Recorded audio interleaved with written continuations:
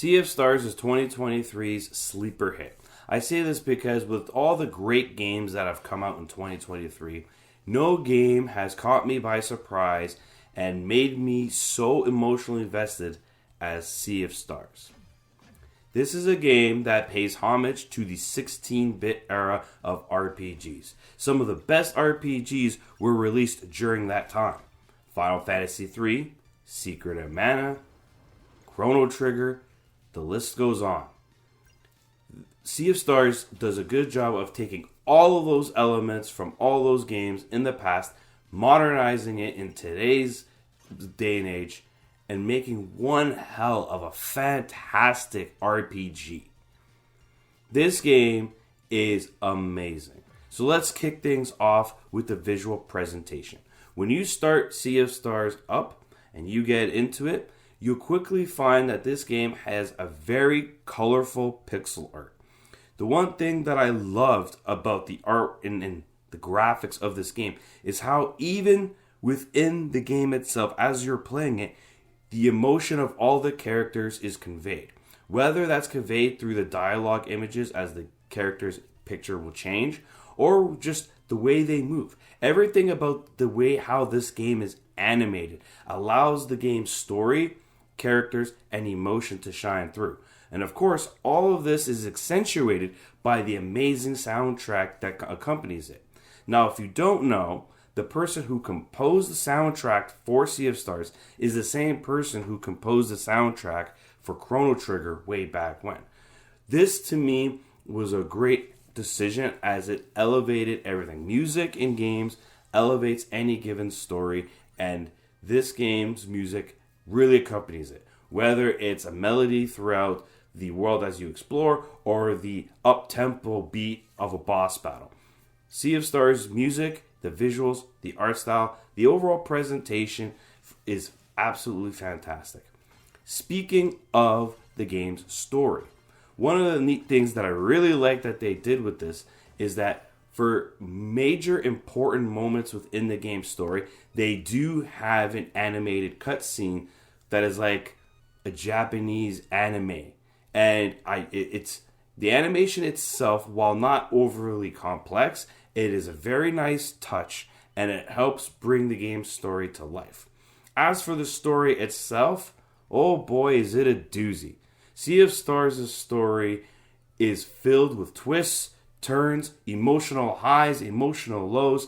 I mean, it takes a very special game to move me, and the story in Sea of Stars definitely moved me.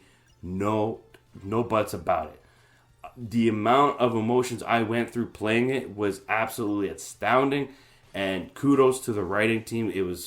The story was absolutely fantastic. But as for the combat, this is an RPG, of course. Sea of Stars is a turn-based RPG. It blends a lot of ideas from various games of the past. There is no timer, so you could take your time strategizing. But it has elements of things like, for example, Mario RPG, where when you attack, if you time the button correctly, you get bonus damage. Likewise, when your characters are being attacked, if you tap the button at the appropriate time, you reduce the damage that your characters will take. So these are just one of the many elements that are in the game. There are other elements such as you may cast an ability or a spell, and it requires interaction on the player's part. You know, something like maybe the moon boomerang has to bounce, so you have to tap the button so to keep it going. Or it's like you hold the button to power up an ability. The combat itself, despite being turn-based, is very interactive. And that it's not as simple as just attack, watch, or spell, watch. No, it's actually, there's a lot of interaction to keep the player engaged. This is obviously elevated when it comes to the game's boss battles.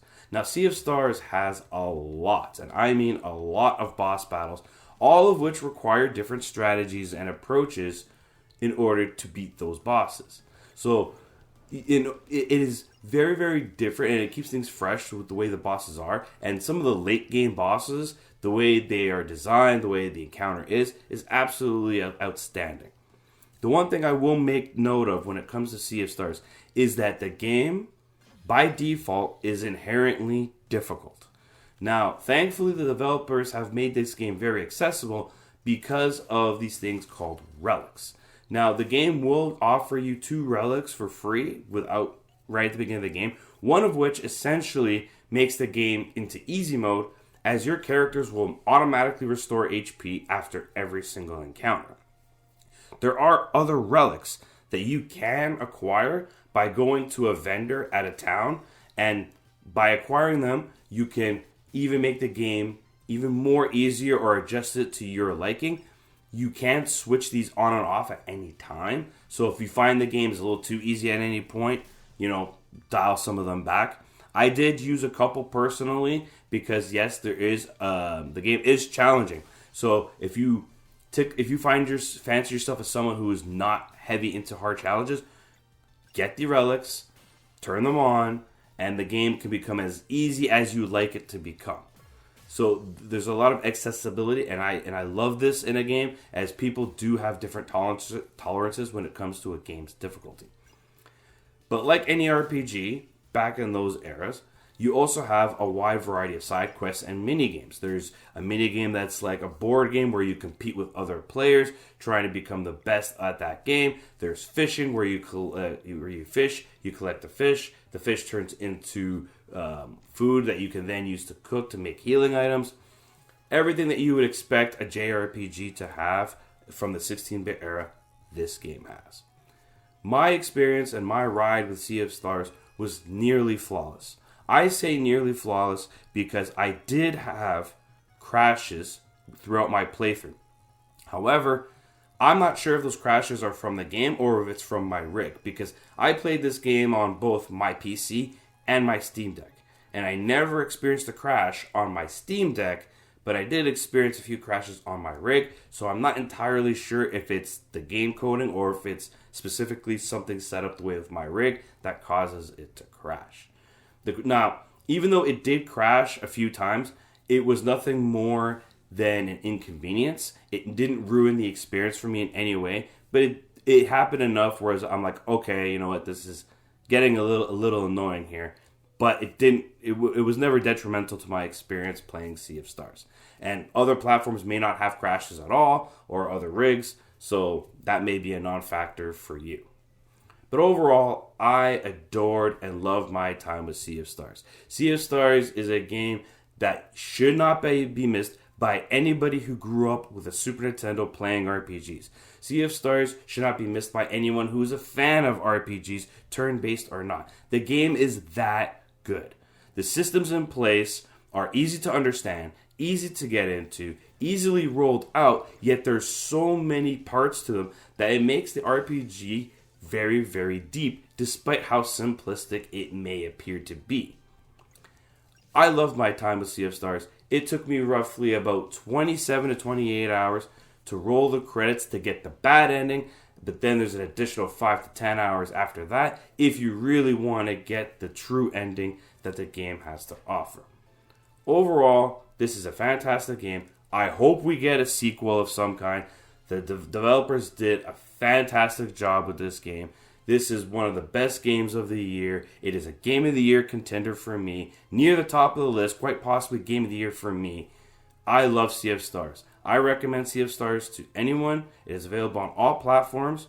If you're not sure, there's a playable demo. It's available on Game Pass. It's available on PS Plus. So there are multiple ways of trying it. Me personally, I just bought it outright because I knew I loved it after playing the demo.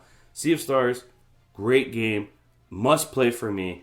I'm giving Sea of Stars a 9.5 out of 10. This is Veteran Gamer, and I hope to see you guys next time.